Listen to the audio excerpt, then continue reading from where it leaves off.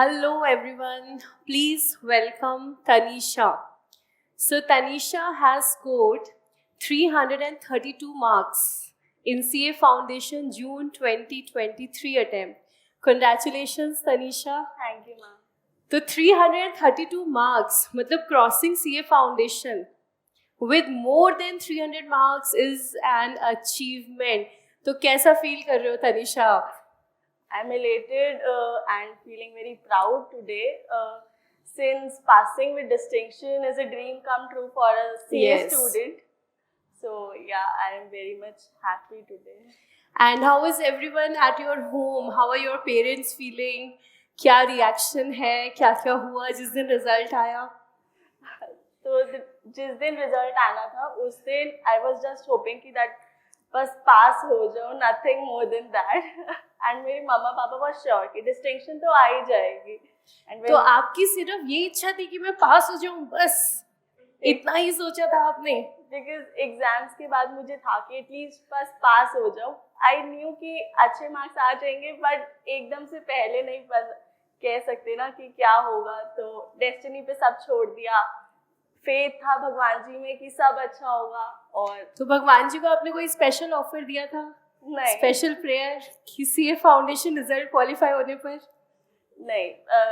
मैं मतलब भगवान जी को शुरू से ही मानती हूँ. तो ऐसे भगवान जी हमसे ये सब नहीं एक्सपेक्ट करते कि लाइक तुम अगर कुछ चाहिए तो मुझसे ऐसे बोलो, ये मुझे ऑफर करो. वो लालची नहीं है, वो हमारे लिए सब कुछ करते हैं. तो या सो ब्यूटिफुल. मत तनिषा की ये बात मत इट्स अमेजिंग कि भगवान जी पर फेथ है और ऐसा कोई कॉन्ट्रैक्ट तनिषा ने नहीं किया और बहुत अच्छा रिजल्ट जो है तनिषा को मिला है. सही हम कहें कि फेथ का एक रिवॉर्ड जो है उसको मिला. तो बहुत खुशी तनिषा ने फील करी उस दिन जिस दिन रिजल्ट आया. अच्छा, ये जो आपकी सीए फाउंडेशन की जर्नी रही, इसमें कभी ऐसा मोमेंट आया कि आपको लगा मैं क्वालिफाई ही नहीं कर पाऊंगी? ऐसा हुआ इस जर्नी में? ये हुआ है क्योंकि मैं रेगुलर कॉलेज स्टूडेंट हूँ. तो बहुत ज़्यादा डिस्ट्रैक्शंस एक रेगुलर कॉलेज स्टूडेंट की लाइफ में आ जाती है. बीट पार्ट की सोसाइटीज़ में सब लोग एनरोल हो रहे हैं एंड सब फेस्ट इवेंट्स एंजॉय कर रहे हैं. बीइंग अ सीए स्टूडेंट हमको इन सब चीज़ें से अलग रहना पड़ता है. तो एक मोमेंट आ जाता है कि हमारा भी मन करता है ये सब चीज़ें एंजॉय करें अपनी लाइफ में. तो एक टाइम आ गया था कि लाइक आई वाज लाइक कि पता नहीं मैं क्वालिफाई भी नहीं कर पाऊंगी. बट फिर सेल्फ बिलीफ आया कि हो जाएगा, सब अपनी पेस पे करते चलो and everything will gonna be fine. तो आपने इसके लिए कुछ स्पेशल किया? आपने कुछ स्टडी आवर्स इंक्रीज किए या आपने कुछ स्ट्रैटेजी इंक्रीज करी जब आपको बीच में लग रहा था कि नहीं हो पाएगा, लेकिन ग्रेजुअली आप स्टेज पर आए कि नहीं क्वालिफाई तो हो जाएगा? स्ट्रैटेजी ये थी कि बेसिकली जो भी टॉपिक एक डे में मैंने एक लेक्चर में पढ़े हैं तो उसको अगर मैं लर्न नहीं कर सकती तो एटलीस्ट रीड आउट तो कर लूँ, जैसे लॉ में स्पेसिफिकली, और मार्क कर लूँ मेन पॉइंट्स के. लास्ट में we can not go through each and every concept एक डे के अंदर. तो मेन हेडिंग्स अंडरलाइन करते जाओ, उसको रीड करते जाओ, नेक्स्ट लेक्चर से पहले उसको देखते जाओ. तो वो अपने आप ऑटोमेटिकली जो कॉन्सेप्ट्स है वो दिमाग में रजिस्टर होने लग जाते हैं. तो यही स्ट्रैटेजी थी. ओके, तो तनिषा ने रेगुलर कॉलेज के साथ साथ इसे क्वालिफाई किया है. और हाँ, ये जो तनिषा ने शेयर किया ये बात मन में आती है कि सभी स्टूडेंट्स जो हैं वो अपना कॉलेज एंजॉय कर रहे हैं, इतनी एक्टिविटीज़ कर रहे हैं और हम यहाँ पर जो है वो सीए की दुनिया में फंस गए हैं. तो हमारे जो स्टूडेंट्स इसे देख रहे हैं, मैं एक चीज़ आप सबको कहना चाहूँगी कि आपके उन दोस्तों के साथ जो आज बहुत लाइफ को एंजॉय कर रहे हैं, आप आज आपकी लाइफ को उनके साथ कंपेयर मत करो. आप आपकी लाइफ को उनके साथ कंपेयर करना आफ्टर 5 years. हो सकता है कि जो आज एंजॉय कर रहे हो 5 years के बाद वो कहीं स्टैंड ना करें, लेकिन आप लोग आज इतना एफर्ट डाल रहे हो, लेकिन 5 years के बाद जब आप अपनी लाइफ को देखोगे तो यू विल बी हैप्पी कि आपने वो 4 to 5 years जो है इस जर्नी में डिवोट किए. तो तनिषा, आपने लॉ की बात की है और मैं बताना चाहूँगी कि तनिषा के लॉ में 80 मार्क्स आए. 80 मार्क्स तनिषा ने लॉ के पेपर के अंदर स्कोर किया है. तनिषा, क्या थी आपकी वो स्ट्रैटेजी ये तो हमारे सारे सी एस्पायरेंट्स जानना चाहते हैं कि लॉ में 80 मार्क्स आपने कैसे स्कोर किए? तो स्टार्टिंग में मेरा focus was on law. BCR को मैंने पहले इतना फोकस नहीं रखा, पहले था कि लॉ एक मेजर चंक है फॉर दिस पेपर, तो लॉ को कंप्लीट करना है।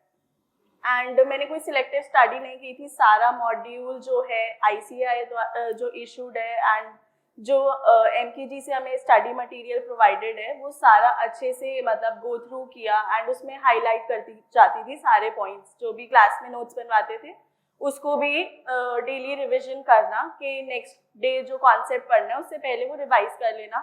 तो पहले ऐसे लॉ का मेजर पोर्शन मैंने कंप्लीट किया एंड फिर मैंने बीसीआर स्टार्ट किया कि जो भी मेजर टॉपिक्स हैं स्टार्टिंग विद दैट, तो ऐसे मैंने पूरा सिलेबस कंप्लीट किया।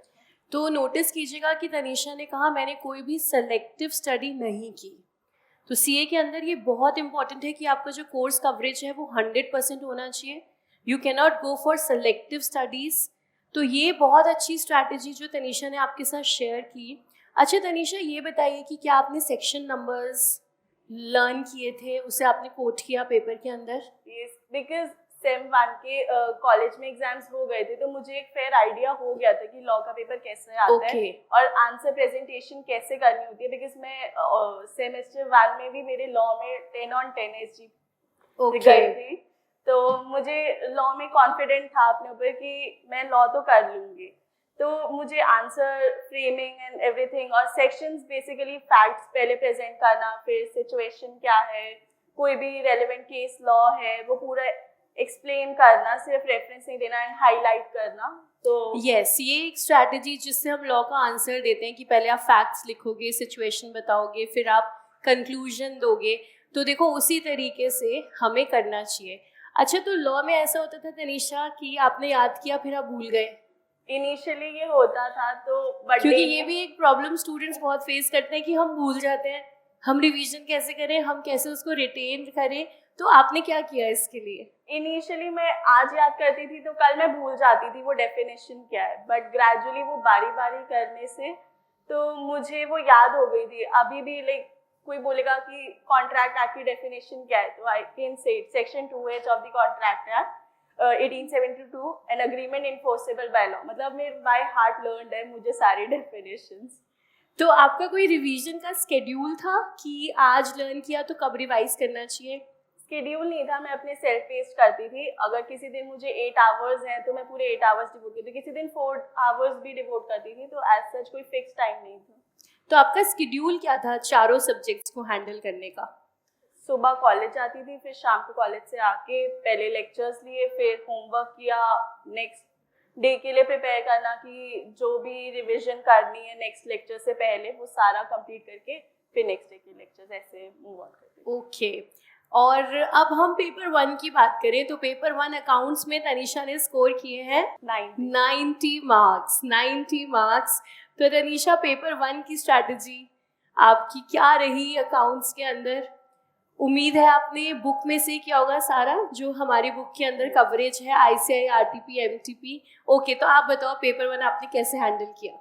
तो मैंने आईसीआई का मॉड्यूल तो मैंने खोल के भी नहीं देखा था ऑनेस्टली इन द बिगनिंग। मैं मैम की जो बुक है उसी से पढ़ती थी कि लाइक एक टॉपिक हो गया, फिर उसके सारे क्वेश्चन सेल्फ प्रैक्टिस किए, RTP, MTP, past year questions सारे वो गो थ्रू करके नेक्स्ट चैप्टर ऐसे मूव ऑन। बट लास्ट में जब 1 महीने पहले की आईसीआई की मैंने मॉड्यूल खोल के देखा, मैं कहा सारे क्वेश्चंस तो सेम ही है, तो इसलिए मॉड्यूल से ज़्यादा मैम की बुक इफेक्टिव थी बिकॉज एक सॉर्टेड वे में सब कुछ प्रेजेंटेड था बुक में।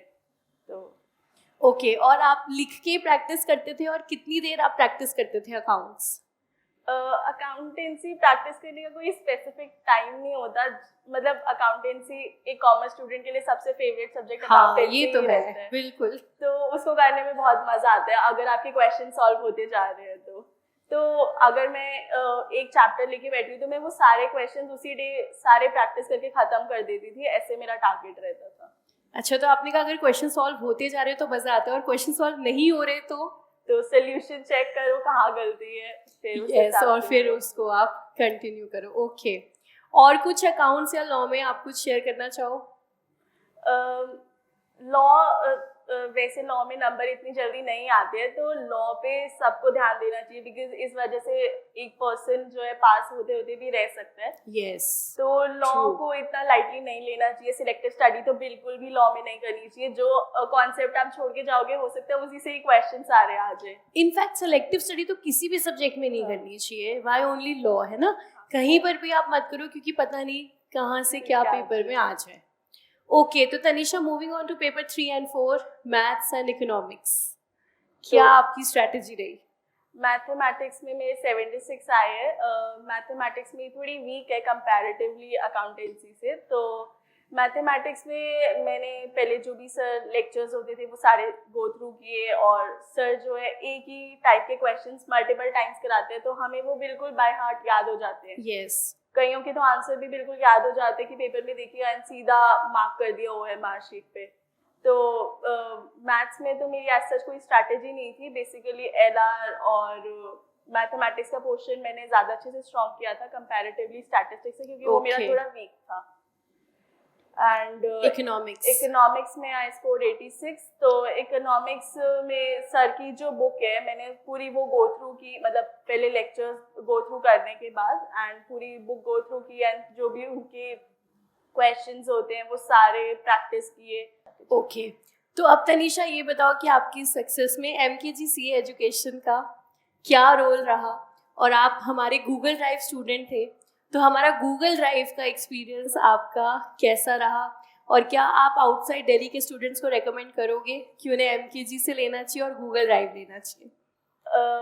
चाहे आप आउटसाइड दिल्ली हो या विद इन दिल्ली हो, बट आपके लिए ट्रैवल करना फीजिबल नहीं है फेस टू फेस क्लासेस के लिए, तो आप ज़रूर MKG इंस्टीट्यूट में एडमिशन लो। बिकॉज मैंने भी एडमिशन लेने के बाद मैं रोज़ कोई क्लास के लिए या डाउट के लिए नहीं आती थी। व्हाट्सएप पे टीचर्स को मैसेज कर दो तो विद इन फ्यू आवर्स आपका रिप्लाई आ जाएगा जो भी आपका डाउट है। तो हम कह सकते हैं MKG ने डाउट्स आपके अच्छे से हैंडल किए। ओके, और फैकल्टी बहुत अच्छी है। लाइक इंडिविजुअल सब्जेक्ट्स के लिए इंडिविजुअल टीचर्स हैं जो अपने फील्ड में बहुत स्पेशलाइज्ड हैं और एक्सपीरियंसड हैं। वेरएज मैंने अदर कोचिंग इंस्टीट्यूट्स में देखा था जहाँ मेरे फ्रेंड्स पढ़ रहे हैं, तो उनके वहाँ एक ही सब्जेक्ट को एक दो सब्जेक्ट एक ही टीचर पढ़ा रहा है। तो इससे बेटर है कि आप एक स्पेशलाइज्ड टीचर से पढ़ें। सो या MKG, क्योंकि टीचर्स एक्चुअली जो गाइडेंस देंगे उसी गाइडेंस पे स्टूडेंट चलेगा। तो अगर एज टीचर्स हम हर सब्जेक्ट को इक्वल इम्पोर्टेंस देते हैं तब आप लोग दोगे, हम आपके डाउट्स को इम्पोर्टेंस देते हैं तब आपकी अच्छी प्रिपरेशन होगी, हम आपके टेस्ट कंडक्ट करेंगे तो आपके और अच्छे मार्क्स आएंगे। स्टार्टिंग में आई टुक इट लाइटली कि हो जाएगा, तो ऐसी गलती बिल्कुल नहीं करनी है। तो yes, crucial piece of advice, please note every day is important और स्टार्टिंग के डेज को आप खराब नहीं करें। ऑल्दो हमारे स्टूडेंट्स अब बिल्कुल स्टार्टिंग के डेज पर नहीं है, almost August is ending and 31 दिसंबर से पेपर्स हमारे स्टार्ट हैं। तो और हमारे एस्पायरेंट्स को आप कुछ पीस ऑफ एडवाइस देना चाहते हो that can help them to qualify the exam? Self consistency और बिलीव होना बहुत ज़रूरी है। आप अपने सबसे बड़े इवैल्यूएटर हो। हमें खुद पता होता है कि हम क्या सही कर रहे हैं और क्या गलत कर रहे हैं, हमारी लाइफ में क्या चीज़ इंपॉर्टेंट है हमारे फ्यूचर के लिए। तो कंसिस्टेंसी क्लासेस में जो फेस टू फेस आते हैं या गूगल ड्राइव वाले बच्चे, वो अपने लेक्चर्स रेगुलरली ले, होमवर्क करें और कॉन्सेप्ट स्ट्रॉन्ग कर देंगे इसी तरीके से वो, और अपने ऊपर बिलीव होना चाहिए कि हाँ हो जाएगा सब। बस अपनी तरफ से जो भी हार्डवर्क हम पुट इन कर सकते हैं वो ज़रूर करें। Yes, true. So Tanisha, that was very helpful for our aspirants. So Tanisha, thank you so much. That was very helpful. And now we would like to present Tanisha her hard-earned and well-deserved trophy. Congratulations, Tanisha. Thank you, ma'am. So Tanisha, we wish you all the best for your CA intermediate journey ahead. All the very best.